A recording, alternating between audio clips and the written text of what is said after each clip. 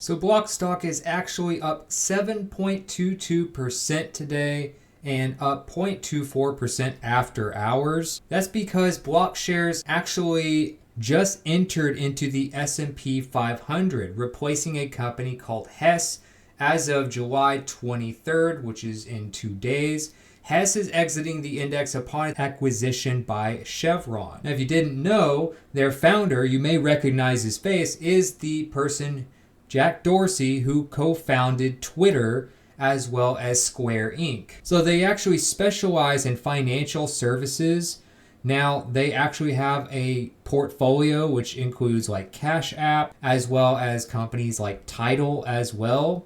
They also have a buy now, pay later business called Afterpay, which you may have heard of, which lets you pay later for like retail store purchases. You have BitKey, which is a self-custody Bitcoin wallet. Proto, a Bitcoin mining system. Now, as far as what usually happens to a stock after it enters the S&P 500, often it experiences a boost in its price, and it's kind of known as the index effect, which is primarily driven by increased demand from index funds and other passive investors. So many people just don't buy individual stocks. It's too difficult, or they just don't have time to actually research them themselves. So they just buy the S&P 500.